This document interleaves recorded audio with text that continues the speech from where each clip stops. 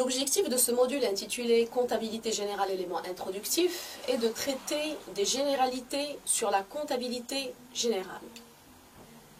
Une première définition de la comptabilité générale, c'est une technique qui cherche à décrire sous forme numérique, à l'aide de tableaux chiffrés en valeurs, la situation et l'activité de l'entreprise. Elle ne peut donc être comprise qu'à partir d'une très bonne connaissance de l'entreprise dont elle est une projection. Pour ce faire, cette première section sera répartie en 3 parties. La première partie s'intitule « Généralité sur l'entreprise ». Elle comprend la définition de l'entreprise, ses caractéristiques ainsi que ses principaux partenaires. La deuxième partie, qui porte sur les opérations d'échange de l'entreprise, s'intéresse aux opérations réalisées entre l'entreprise et ses partenaires, qu'il s'agisse d'opérations d'investissement-financement ou d'opérations d'exploitation. Ces opérations seront illustrées à travers un exemple. La troisième partie est consacrée à l'utilité pour l'entreprise de tenir une comptabilité générale. Une entreprise est un ensemble organisé regroupant des facteurs de production permettant de vendre des biens ou des services dans le but de satisfaire les besoins d'un marché et d'en retirer un profit. Comme exemple d'entreprise, je peux citer la boulangerie ou la pharmacie du coin, Maroc Télécom, Orange, ONCF, CTM, Walmart, BMCE, etc. Cette définition comprend quelques mots-clés que je vais essayer d'expliquer. Comme premier mot-clé, nous avons les facteurs de production. Ils comprennent les hommes. On entend par là, d'une part, les apporteurs de capitaux, c'est-à-dire les créateurs d'entreprises individuelles ou associés d'une société, et d'autre part, les ouvriers, employés et cadres de l'entreprise. Les facteurs de production comprennent également les biens, c'est-à-dire les locaux, matériels divers, les mobiliers, que l'entreprise utilise pendant une durée relativement longue. On les appellera plus tard les immobilisations.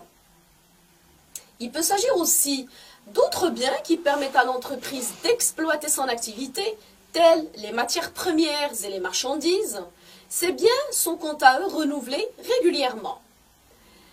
Parmi ces facteurs de production, on a les capitaux, c'est-à-dire les fonds nécessaires au financement de l'entreprise. Ces fonds peuvent appartenir à l'entreprise ou être empruntés à des tiers ou personnes étrangères. Le deuxième mot-clé correspond aux biens et services produits. Quand on parle de biens et services produits, on fait référence à l'objet social de l'entreprise ou à la nature de l'activité de l'entreprise et donc au type d'entreprise. À ce niveau, je vais ouvrir une petite parenthèse pour rappeler qu'il existe plusieurs types d'entreprises que l'on peut classer selon leur nature juridique. On parle alors d'entreprises privées et d'entreprises publiques. Selon leur taille, on parle de très petites, de moyennes ou de grandes entreprises. Ou selon le secteur d'activité, il s'agit d'entreprises commerciales, industrielles ou de services. Les biens produits par l'entreprise peuvent être de 2 sortes. Les biens de consommation tels les cosmétiques, carburants, papeterie, ameublement, décoration, les livres, les jouets, les vêtements, les produits de luxe, automobiles, électroménagers, produits alimentaires, etc. Et les biens de production tels matériel de bureau, machines de production, etc. Pour ce qui est des services, on peut citer les services financiers et bancaires, les services d'assurance, les services d'internet, de téléphonie, le transport et bien d'autres. Comme troisième mot-clé, nous avons les besoins d'un marché. Il s'agit en fait de répondre à la demande en biens et services provenant de divers agents économiques, à savoir les ménages, les autres entreprises, etc. Le quatrième mot-clé, c'est le profit.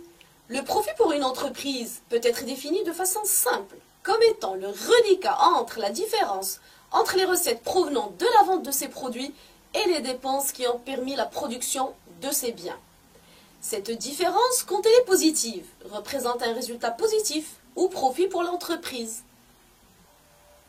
Dans le cadre de l'exercice de son activité, L'entreprise entretient des relations avec plusieurs partenaires, dont les propriétaires qui apportent des capitaux, soit en argent ou numéraire, soit en nature, et qui, en contrepartie, s'attendent à recevoir une part du bénéfice réalisé qu'on appelle le dividende.